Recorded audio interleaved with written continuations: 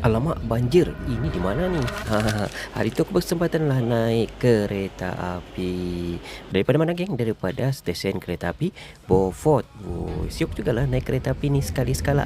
Ngam-ngam kebetulan ada masa naik gitu kan. Lalu terowong, kita lalu sungai. Lepas tu boleh nampak juga, kadang-kadang boleh nampak ni laut. Lepas tu kita masuk balik lagi terowong. Macam-macam pemandangan yang kita boleh nampak lah sepanjang perjalanan ni. Kalau aku mau cerita panjang pula kan, tapi nantilah video panjang kita akan buat lain masa yang akan datang lah. Sebab ni pun kira rushing punya perjalanan juga ni. Tengok-tengok pemandangan. Lepas tu sampailah ke stesen di Sembulan. Macam pindik saja cerita kita kan, geng. Daripada Beaufort sampai sudah sini dekat Sembulan. Apalagi sudah sampai di stesen Sembulan ni, ready lah untuk turun. Aku pun bersedialah untuk turun. Dari itulah dia perjalanan daripada Beaufort sampai ke stesen kereta api Sembulan. Kalau kamu mau tahu perjalanan-perjalanan dia, ini jadual perjalanan dia. Lepas tu kita tengok pula berapakah pula harga tambang-tambangnya.